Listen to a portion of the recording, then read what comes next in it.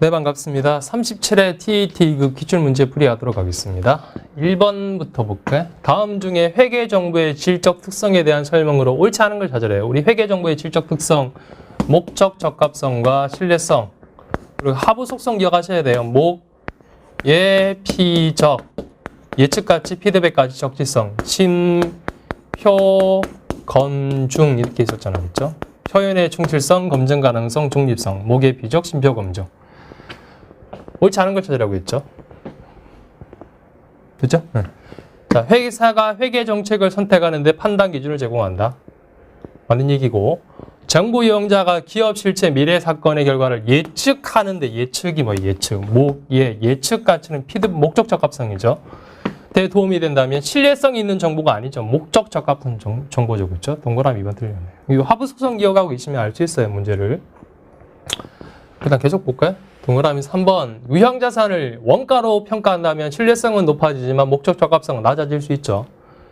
그리고 뭐 재무제표는 정부 이용자가 이해할 수 있을 정도로 작성해야 한다. 뭐 당연한 얘기고. 자, 그래서 목의 비적, 심표, 검증 요걸 기억하셔야 됩니다. 그 다음은 2번 가도록 하겠습니다. 2번. 다음은 단기 중에 취득한 항공의 유가증권 관련 자료이다. 손익계산서에 계산될 영업외 비용이 얼마인지 물어봤어요. 되게 복잡한 것 같은데 여기서 영업외 비용을 물어봤잖아. 영업외 손익.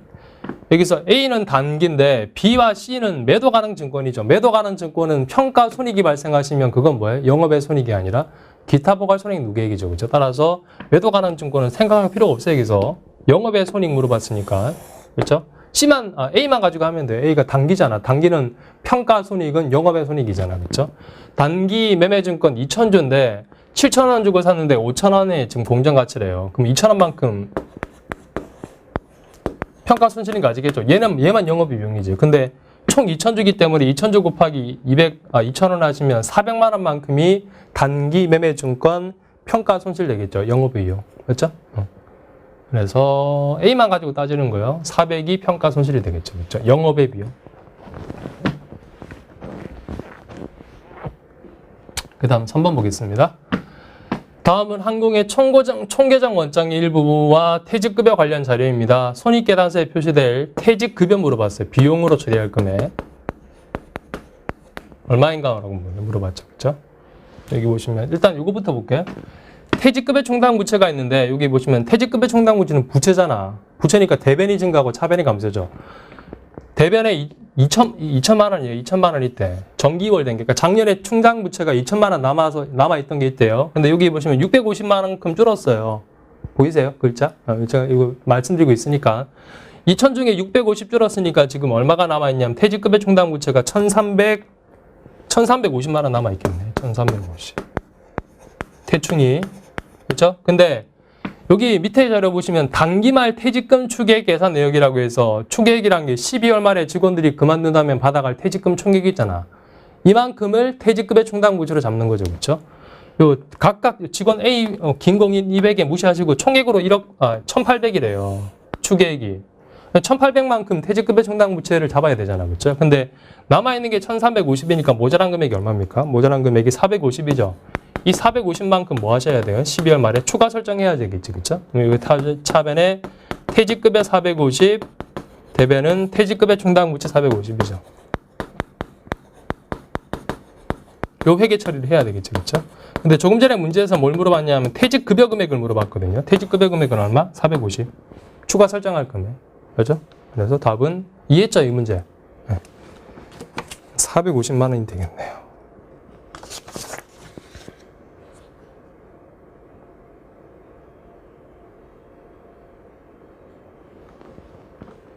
(2번이) 되겠네요. 그죠? 자료가 복잡한 것 같은데 핵심적인 정보만 뽑아내서 문제를 풀면 이렇게 되겠죠. 그죠? 그 다음 4번 보겠습니다. 다음은 항공의 수정 전, 결산하기 전에 잔액시산표 1분입니다. 이에 대한 설명으로 옳은 걸 찾으래요. 옳은 걸. 자, 오늘 보겠습니다. 여기 수정 전 시산표인데 결산하기 전에 외상 매출금이 700만 원이 있고 받을 의미 300만 원이 있고 그러니까 매출채권 합쳐서 1000만 원 있는 거예요. 선급금이 20만 원 있고 충당금이 지금 6만 원, 대손충당금 6만 원 남아있대요. 이 상태에서 이제 12월 말에 결산을 하는 거예요. 충당금 설정하는 거.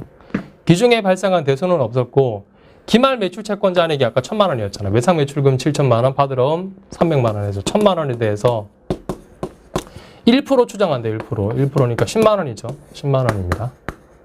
10만 원에서 뭘 빼야지 돼요? 하기 전에 대손 충당금 잔액이 지금 여기 보시면 6만 원, 여기 6만 원 남아있단 말이에요. 남아있으니까 6만 원 빼서 모자란 금액인 4만 원만 추가 설정하면 되겠죠. 맞죠? 이해했죠? 네. 자, 이걸 가지고 한번 자료를 보겠습니다. 됐죠? 6만 원 모자란, 자, 그럼 자료 보시면, 그 다음. 동그라미 1번, 수정 후 기말 매출 채권 총액은 1,020만 원입니까? 1,000만 원이죠. 선거금은 매출 채권 아니잖아요. 맞죠? 1,000만 원이고. 틀렸고. 지금 옳은 걸 찾으라고 했잖아. 옳은 걸. 손익계산서에 계상될 대손상각비는 4만 원입니까? 3만 원 맞죠? 모자란 요금액, 차변의 대손상각비, 대변의 대손충당금. 요거죠. 그렇죠? 답은 2번이네요. 계속 볼게요. 아, 죄송합니다. 2번입니다. 2번. 아, 제가 다 노란색으로 했네. PPT를 실수해서. 2번이에요. 그 다음 수정 후 잔액 시 3표 충당금 잔액은 16만 원입니까? 아니죠. 10만 원이겠지. 그렇죠? 10만 원. 그 다음 지워도 되죠? 그 다음 수정 후 동그라미 4번 매출 채권의 순장부 금액이 뭡니까? 총액에서 대손충당금 뺀 거죠. 아까 총액이 1,000만 원이었잖아요. 1억이 아니라, 이게 참, 죄송합니다. 1,000만 원입니다. 1,000만 원. 지시된 문과 공이 하나 더 들어갔어요. 1,000만 원. 근데 1,000만 원이 아니라 얼마였어요? 충당금이 아까 10만 원만큼 남아있으니까 충당금 10만 원 빼서 순장부 금액, 충당금 뺀 거 990만 원 되겠네요. 알죠? 네. 그래서 답은 2번이 됩니다. 그래서 오타난 거 제가, 이거 강의 들어올 때 확인하고 들어오는데, 이게 하다 보면 저 혼자 보는 거라서, 저 혼자 만들어서, 저 혼자 확인하는 거라서 하다 보면 이렇게 오타가 있어요. 그렇죠? 이것 때문에 또 재촬영할 수는 없잖아요. 제가 금액을 알려드리고 있으니까. 그리고 그 다음 5번을 보도록 하겠습니다.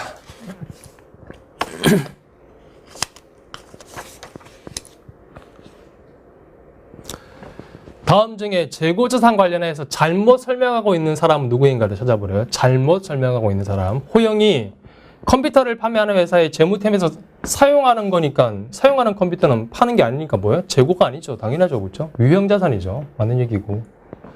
틀린 걸 찾으라고 했으니까 지금. 준이는 재고의 판매 비용이 상승하면 재고자산 평가 손실 금액이 증가할 수 있다. 맞는 얘기죠. 왜냐하면 이게 평가 손실이라는 게 순실현 가능 가치가 잔고 금액보다 떨어졌을 때 잡는 거잖아. 근데 그 순실현 가능 가치라는 게 어떻게 우리가 계산하는 거예요? 순실현 가능 가치가. 내가 판단해 받을 수 있는 금액에다가 처분 금액에서 뭘 빼는 거예요? 예상 판매 비용을 빼잖아요. 예상 판매 비용 빼는 거니까. 그렇죠? 이게 증가하면 순실현 가치가 낮아지겠지. 낮아지면 평가 손실이 더 커지겠지. 그렇죠? 그래서 평가 손실 금액이 증가할 수 있다. 맞는 얘기죠. 그렇죠? 줄게요. 그 다음 비정상적으로 발생한 재고자산 감보 손실은 매출원가에 영향을 미치지 않죠. 비정상 감보 손실은 영업의 비용이니까. 그죠? 민경은 선적지 노조건으로 매입한 운송 중인 재고는 누구 거? 우리 거죠. 기말 재고에 제외시키면 안 되죠. 포함해야 되지. 그죠? 잘못 설명하고 있는 사람은 민경이 되겠네요. 민경. 4번. 자, 그 다음 6번 보겠습니다. 다음은 항공의 보험료 관련 자료입니다. 결산 수정 분기를 누락한 결과가 재무제표에 미치는 영향으로 옳은 걸 찾아보래요. 월할 계산합니다. 뭐 빠뜨렸대요. 일단 봅시다.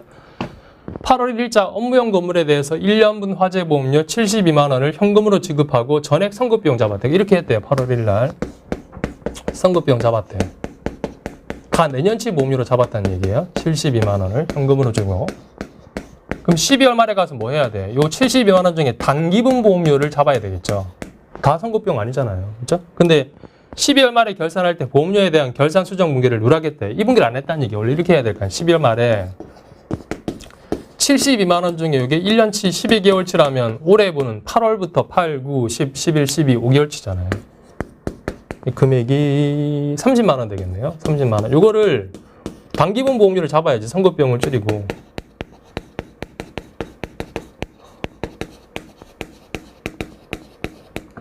보험료로 30만 원 잡아야 되겠지. 이렇게 했어야 하는데 이걸 안 했다는 얘기지. 그렇죠? 그럼 어떤 영향이 있겠어요? 보험료 갈 때 30만 원 과속 해당되겠죠. 봅시다. 동그라미 1번. 손익계산서 보험료가 42만 원 아니죠. 30만 원 과속 해당되지. 그렇죠? 옳은 걸 찾으라고 했으니까 동그라미 2번 손익계산서 영업이익이 30만 원 과대가 됩니까? 판매관리비 30만 원이 안 들어갔으니까 당연히 영업이익은 30만 원 과대가 되겠죠. 맞죠? 동그라미 2번이다. 그 다음 동그라미 3번 재무상태표상에 유동부채가 30만 원 과소계산. 유동부채가 어디 있어? 성급병은 유동자산이잖아. 그렇죠? 그 다음 동그라미 4번 재무상태표에 유동자산이 42만 원 과대계상됩니까? 보세요. 선급비용이 72만 원에서 30만 원 원래 줄어서 42만 원 잡혀야 하는데 유동자산이 42만 원 잡혀야 하는데 72만 원 잡히니까 30만 원 과대계상되죠. 유동자산이. 그렇죠? 틀렸죠. 옳은 걸 찾으라고 했으니까 2번이 되겠네요. 그 다음은 7번 하도록 하겠습니다.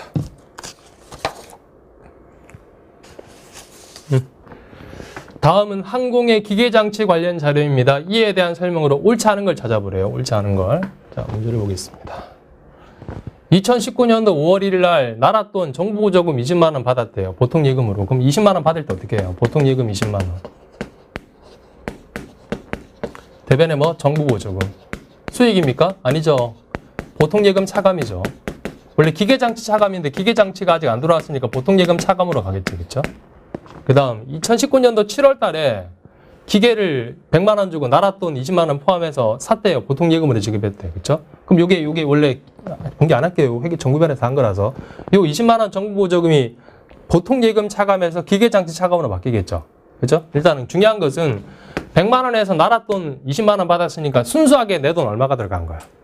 80만 원 들어간 거 아시겠죠? 그렇죠? 그게 중요한 거예요. 순수하게. 그래서 100만 원 중에 나랏돈 20만 원 받는 거 빼면 순수하게 내 돈 들어간 것은 80만 원인 거예요. 요 80에 대해서만 제가 수업 시간에 감가상각할 자격이 있습니다라고 했잖아요. 감가상각은 월할 생각합니다. 7월부터 했으니까 6개월치만 하라는 얘기예요. 정액법 적용하고 내용연수 5년, 찬조가치 없음 이렇게 돼 있어요. 내용연수 5년이니까 이렇게 할게요. 월할 생각 나오면 월수로 바꿔볼게요. 5년이면 12개월 곱하시면 60개월인 거 아시겠죠? 그렇죠? 이게 그러면 나랏돈 빼고 이게 총 60개월 동안 상각할 금액이에요. 5년. 올해 얼마 하면 돼? 7월부터 12월 달까지 6개월 하면 될 거 아니야, 6개월. 6개월, 올해 감가상각할 금액이 되겠죠. 이걸 좀 써놓고 갈게요. 이거 이해했죠? 그 답안에는 회계처리 상세하게 다 나와 있잖아. 나와 있는데 객관식 푸는데 이 회계처리 다 하고 있으면 시간 모자라잖아. 그래서 제가 빨리 푸는 걸 좀 하고 있는 거예요. 자, 동그라미 1번 보겠습니다. 2019년도 5월 1일 날 정부 보조금을 수령은 자산을 증가시키지 않는다. 지금 옳은 걸 옳지 않은 걸 물어봤으니까 맞는 얘기죠. 왜냐하면 20만 원 증가했는데요. 이게 보통 예금 차감이니까 20만 원에서 정부 보조금 마이너스 치면 0이잖아요. 자산은. 그렇죠? 증가시키지 않는 맞는 얘기고. 2019년도 7월 달에 기계장치 장부 금액은 80만 원 맞죠? 100만 원 주고 샀는데 나랏돈 20만 원 받았으니까 순수하게 내 돈은 80만 원 주고 산 거잖아. 맞는 얘기고.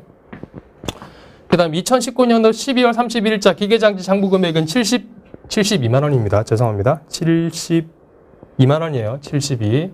720이 아니라 72만 원입니다. 이게 어떻게 계산하지? 이렇게 하시면 돼요. 아까 80만 원 중에 60개월 총 감가상각할 금액인데 그중에 6개월 하시면 올해 감가상각 한 금액이 나오는 거고 장부 금액은 남아있는 거잖아. 감가상각 안 한 거. 그러면 이렇게 하면 되지. 요 80에서 곱하기 총 60개월 중에 6개월은 상각한 거니까 사라진 금액이고 남아있는 금액은 얼마겠어요? 54개월이겠지. 이게 장부 금액이야. 계산 바로 하시면. 이게 얼마 나오냐 하면 72만 원 나오거든요. 요건 8만 원 나오고. 맞는 얘기야. 그렇죠? 그 다음 동그라미 이거 아시겠죠? 속산법으로 풀고 있는 거 종교반에서도 한 것 같은데. 그 다음 회계처리 알고 싶어요? 그럼 표준 답안에 회계처리 나와 있으니까 그거 참고하시고. 그 다음 동그라미 4번 틀린 걸 찾으라고 했으니까 2019년도 기계장치에 대한 감가상각비는 10만 원입니까? 8만 원입니다. 그렇죠? 순감가상각비는 8만 원이에요. 답은 4번이 틀렸죠.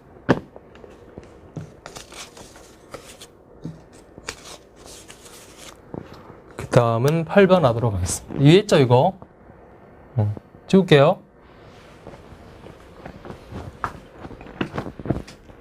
8번 부가가치세 과세사업자인 항공의 다음 거래를 현행 부가가치세법에 따라서 회계 처리할 경우 발생하는 결과로 잘못된 것을 찾으래요. 자려봅시다. 상품을 외상으로 판매하고 부가세 포함해서 94만 5천 원을 세금 계산서 발행했대. 그럼 회계 처리 어떻게 해요? 유형은 11일 과세고 외상 매출금.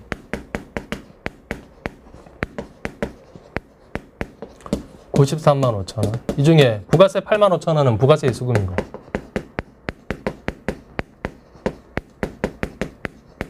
85만 원은 매출이 되겠죠. 뭐 상품 매출, 상품 매출.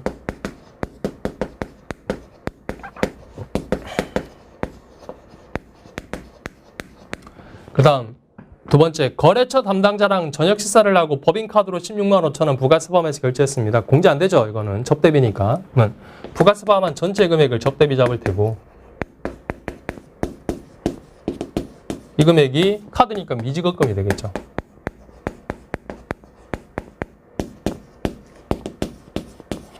그 다음 재무팀 직원들이 회식했어요. 복리후생비죠. 이건 공제되죠. 그렇죠? 메인 매출 전표에는 57카가 입력하면 되겠지. 공제되니까. 법인카드로 11만 원 부가세 포함해서 결제해야 돼. 얘는 공제되니까 많은 만큼 부가세 따라잡아야 되겠죠. 부가세 대급금.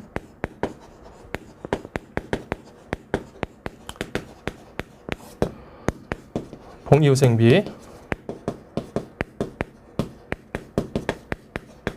대변은 미지급금.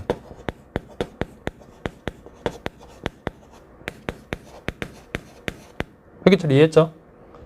자, 보겠습니다. 동그라미 1번, 지금 아까 잘못된 걸 찾으라고 했거든요. 잘못된 걸 찾으라고 했으니까. 매출채권은 93만 5천 원 증가 맞죠? 매출채권 여기 93만 5천 원. 매출액은 85만 원 발생하죠? 85만 원. 부채로 계상될 금액은 27만 5천 원입니다. 부채가 왜? 부가세 이수금 8만 5천 원, 미지급금 16만 5천 원, 미지급금 11만 원, 요 합치면 금액이 36만 5천 원이에요. 이렇게 세 가지 합치면. 하나, 둘, 세 가지 합치면. 그죠? 답은 3번이 틀렸네. 그 다음 동그라미 4번. 비용으로 계상될 금액 합계는 26만 5천 원입니다. 비용 접대비 16만 5천 원, 복리후생비 10만 원 해서 26만 5천 원 맞죠? 그죠? 그래서 이 회계 처리를 알고 계시면 풀 수 있는 문제입니다. 지울게요. 그 다음은 9번 보겠습니다. 다음은 항공의 2019년도 2기 확정 신고 기간 동안의 자료입니다. 이를 토대로 과세 표준 잡으래 계산하래. 매출 공급가액. 뭐 항상 뭐 나오는 문제죠. 그렇죠? 매출 공급가액 과세 표준 계산하면 얼마입니까? 단 주어진 자료에는 부가세가 포함되어 있지 않고 뭐 세금 계산서는 다 적복하게 받았다 라고 되어 있죠.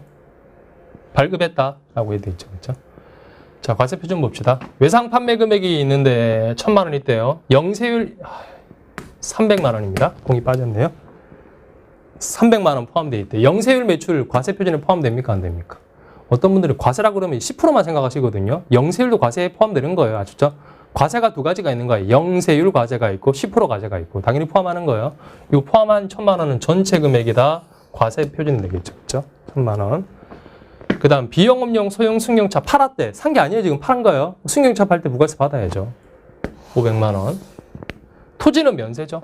토지 매각액은 면세고 과세 지금 찾으라고 했으니까 재화의 공급과 직접 관련되지 않은 국고보조금 수령 나라에서 나라돈에서 뭐 나라에서 공짜로 250만 원 받았대요. 수익은 맞죠. 수익은 맞지만 뭐는 아닙니까? 매출은 아니잖아요. 지금 과세 표준 매출 공급가액을 찾으라고 했으니까 매출은 아니잖아요. 수익은 맞죠. 그렇죠? 그러니까 이 두 가지 합친 1,500이 과세 표준 즉 매출 공급가액이 되겠죠. 그렇죠? 답은 1,502번이 되겠네요. 이해하시겠죠?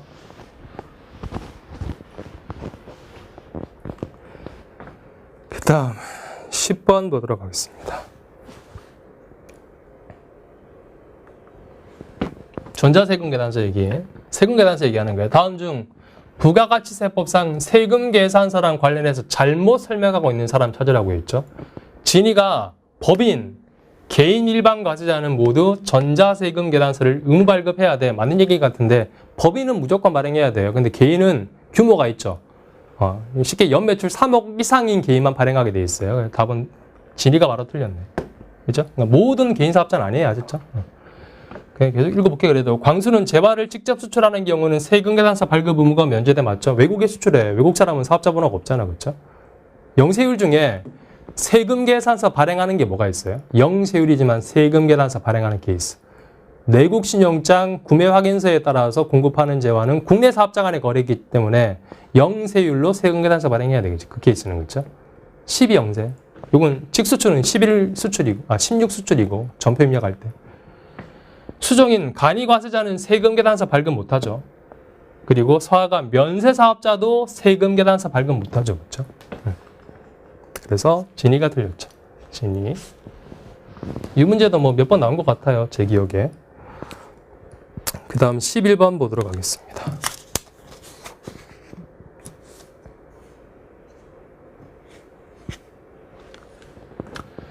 다음 중에 부가가치세법상 신고납부에 대한 설명으로 옳지 않은 걸 찾으래요. 옳지 않은 거, 틀린 거. 법인사업자는 예정신고기간의 과세표준과 납부세액을 예정신고기간 종료일로부터 25일 맞죠? 끝나고 항상 25일. 확정신고 마찬가지고. 원칙이라고 돼 있고, 조기환급 신고를 할 때 이미 신고한 과세표준은 확정신고지 포함하지 않죠? 포함하지 않는다. 지금 맞죠? 지금 틀리는 걸 찾으라고 했으니까. 이게 뭔 얘기냐 하면 조기환급이라는 게 쉽게 생각하시면 이렇게 생각하시면 돼요. 1월 1일부터 3월 30일까지 환급세액 발생해가지고 예정되잖아. 신고를 했어요. 쉽게 그러면 예정 때 신고한 것은 이미 신고한 것은 확정 신고 때 포함하면 됩니까? 안 됩니까? 안 되죠. 두 번 신고하는 거지 그러면. 예정 따로 확정 신고 따로 그렇게 개념으로 이해하시면 돼요. 아셨죠? 틀린 걸 찾으라고 했으니까. 그 다음은 개인사업자 부가세 예정고지세액은 30만 원 미만인 경우는 1일 징수하지 않습니다. 지금 현행 2019년도 세법으로 맞는 얘기고, 세법이 나중에 뭐 개정이 돼서 30이 50으로 바뀔지 모르겠지만 지금 현행은 맞는 얘기고, 동그라미 사업자는 개인사업자는 조기환급 신청할 수 없습니다. 왜요? 개인사업자는 사업자 아니에요? 법인하고 차별을 두면 안 되잖아요. 그렇죠? 오히려 더 개인사업자는 법인보다 영세한 사업자이기 때문에 조기환급이라는 게 좋은 거잖아요. 그렇죠? 혜택을 줘야죠. 4번 틀렸죠. 그렇죠? 그 다음은 12번, 13번, 14번이 소득세죠. 소득세만 나오면 작아지는, 워낙 구석진돼서 나오니까. 그렇죠? 다음 중 소득세법상 금융소득 이자 배당에 관한 설명으로 옳지 않은 걸 찾아보래요.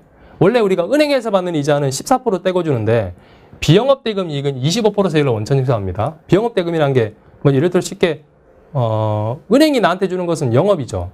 은행은 이자놀이 하는 게 영업이니까. 그렇죠? 내가 친구한테 돈을 빌려주고 친구가 나한테 이자를 줘요. 그건 비영업대금 이익이라고 해서 뭐 개인 간에 서로 돈을 주고받는다 이럴 때는 25% 세율을 적용해요. 그 다음 과세소득의 범위를 유형별 포괄주의에 따라 규정하고 있다. 그러니까 이자 배당 원래 부가세란 것은 열거된 것만, 소득세란 것은 열거된 소득만 과세하잖아요. 그렇죠? 근데 이자 배당은 워낙 신종 금융 상품이 많아서 이자 배당이랑 비스무리한 소득이 발생하시면 전부 다 소득세 과세하겠습니다라고 합니다. 그게 유형별 포괄주의란 거예요. 아셨죠? 제가 정규반에서 살짝 설명드린 것 같은데 소득세 이거 어렵죠, 그렇죠? 옳지 않은 걸 찾으라고 했으니까 다 맞는 얘기고. 동그라미 3번 알죠? 이자가 2천만 원 넘어가면 종합과세. 이건 알잖아요. 그렇죠? 그 다음 동그라미 4번이 틀렸거든요. 읽어볼게요. 국내 또는 국외에서 받는 집합투자기구 펀드예요. 쉽게 얘기하면 펀드 생각하시면 돼요. 펀드로 부터 이익은 소득세법상의 이자가 아니라 쉽게 펀드 가입하시고 받는 거 있죠. 그럼 배당소득으로 봐요. 이건 그렇게 정한 겁니다. 그렇죠? 그래서 답은 동그라미 4번입니다.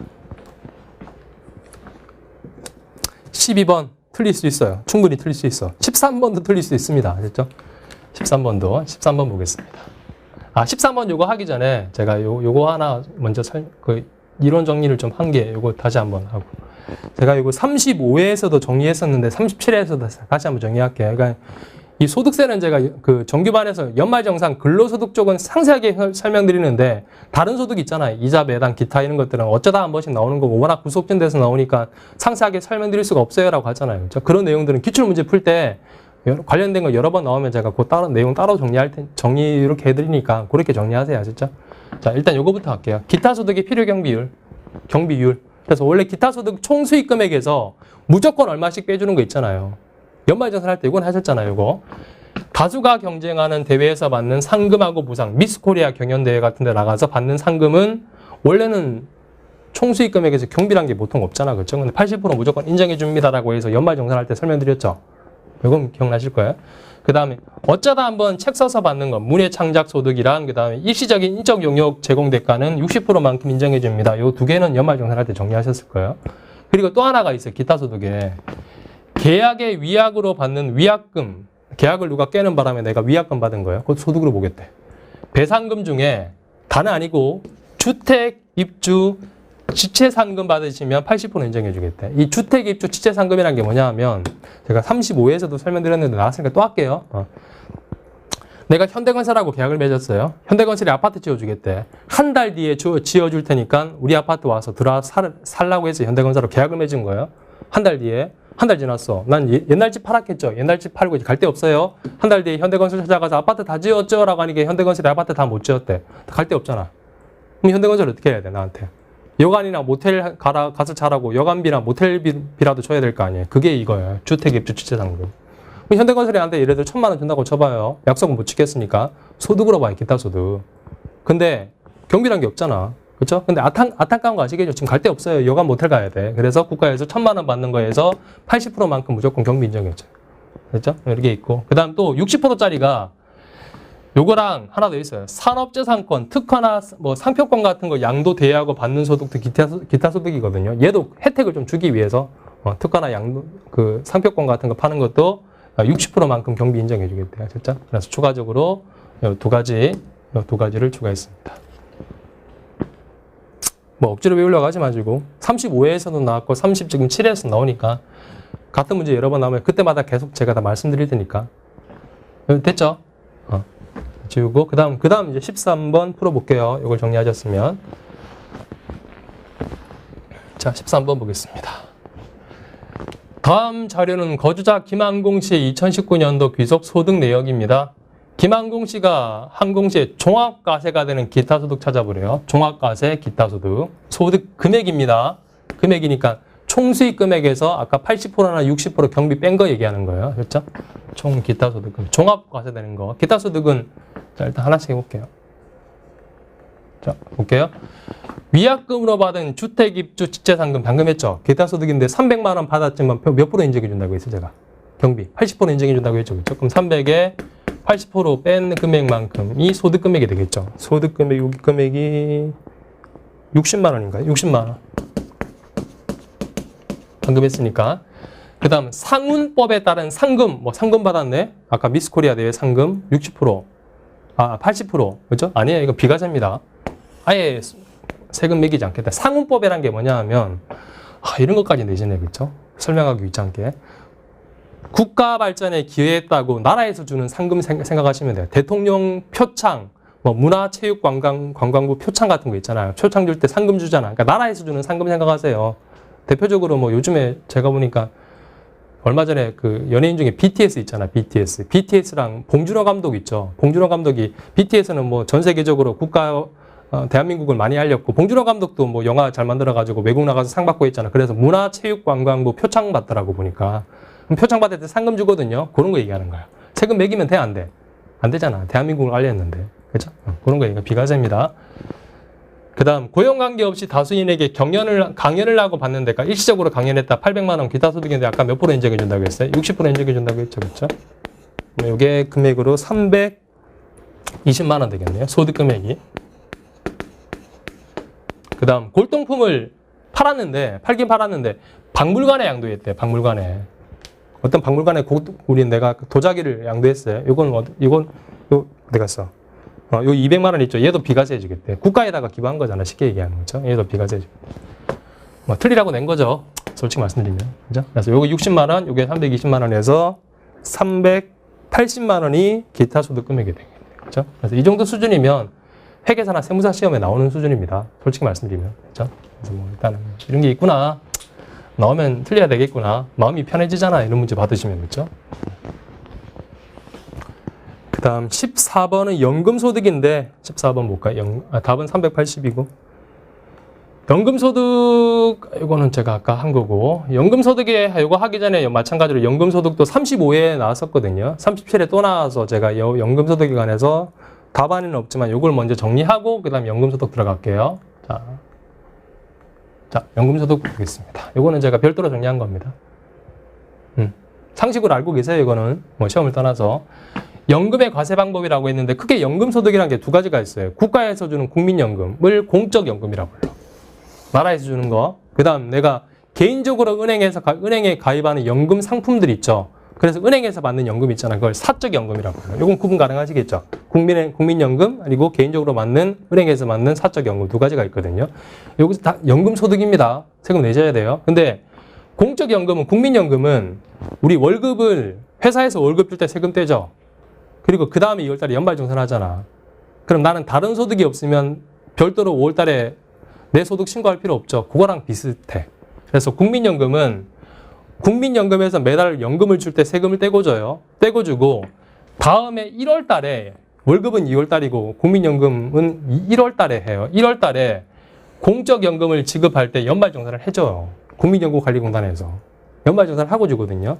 그러면 다른 소득이 있으면 없으면 5월달에 신고할 필요가 있을까 없을까? 없어. 편하게 그렇게 하는 거예요. 근데 그러니까 여기서 따라서 다른 소득이 없는 경우라면 확정 신고 5월달에 신고할 필요 없어요. 물론 다른 소득이 있으면 합산해서 신고해야 돼. 아셨죠? 그래서 이건 혹시라도 뭐 지금 국민연금 65세부터 받으니까 지금 강의 들으신 분 중에 65세 이상은 없을 거 아니에요. 뭐 부모님 맡고 계시면 이거 상식으로 알아두세요. 그래서 연금 받는데 이게 세금 내야 돼요. 근데 내가 다른 소득 없으면 부모님께서 다른 소득 없으시면 국민연금관리공단에서 알아서 다 해주니까 따로 신고할 필요 없다는 얘기예요. 맞죠? 근데 개인적으로 받는 연금 있잖아요. 이건 이제 은행에서 가입해서 은행 연금 저축 상품 같은 거 가입해서 그 받는 연금 소득은 은행에서 세금 떼고 줘요. 당연히. 근데 은행에서 연말정산 같은 거 안 해줘. 내가 신고를 해야 돼, 5월달에. 근데 신고하는데 소득 금액, 합계 금액이 1,200만 원 이하라면 분리과세 선택 가능하대. 금액이 별로 안 중요하니까. 한 달에 한 100만 원 정도 은행에서 연금 받으시면 그거는 이제 은행에서 세금 뗐죠. 그걸 끝내겠대. 선택할 수 있는 거예요. 선택할 수. 그러니까 5월달에 신고할 수도 있고, 신고 안 할 수도 있고. 1,200만 원 넘어가면 무조건 신고해야 되고, 5월달에 별도로. 그렇죠? 그래서 여기 따라서 1,200만 원 이하인 경우라면 확정 신고 생략 가능하다. 선택하시면 분리과세 하겠다라고 하시면 생략 가능하다는 얘기예요. 그래서 뭐 35회에서 설명드렸고 37회에 나와서 다시 한번 설명드리는 겁니다.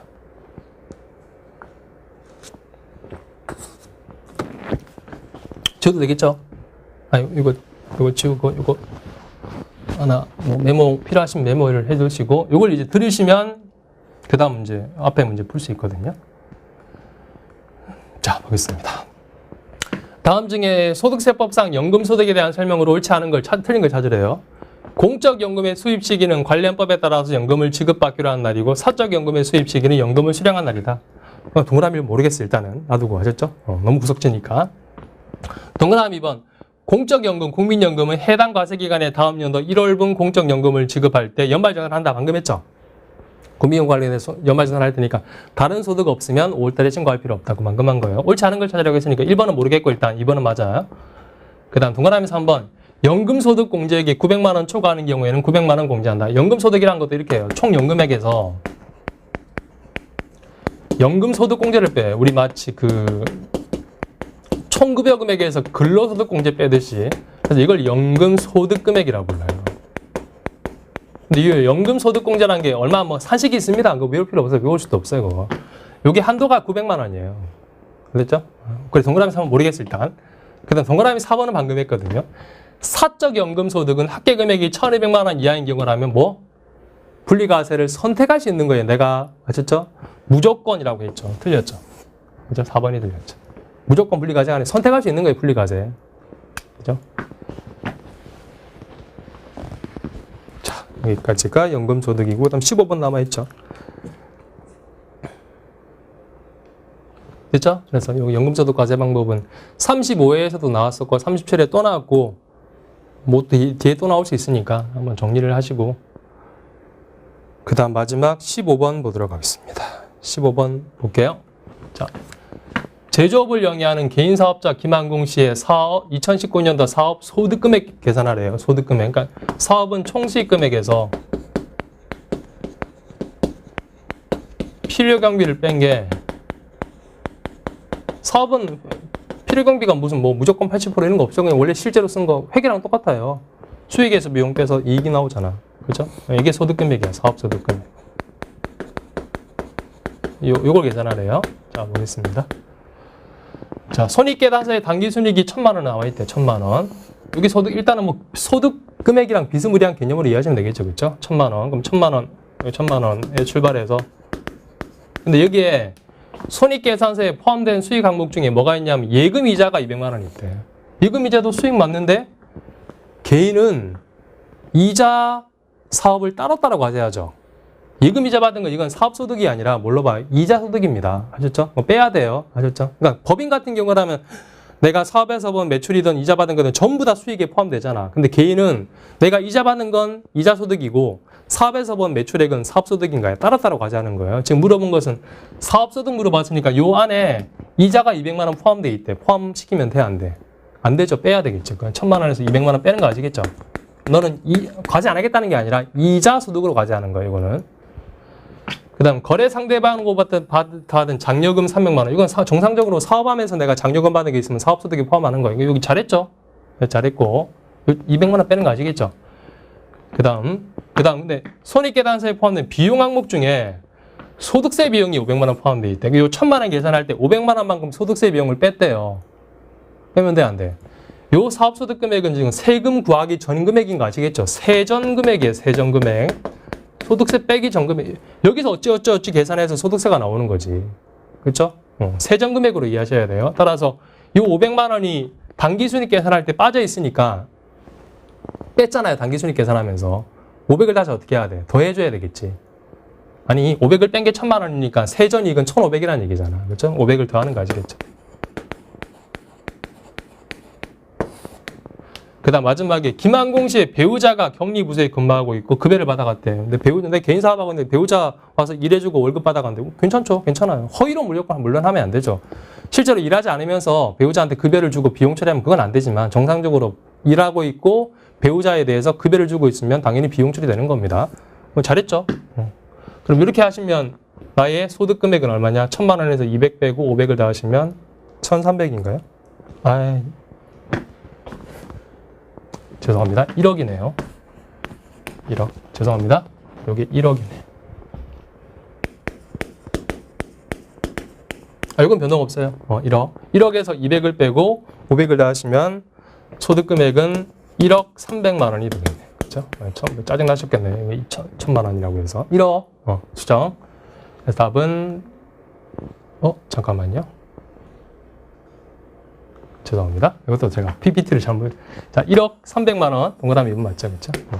PPT를 제가 다 노란색으로 해서 1억 300입니다.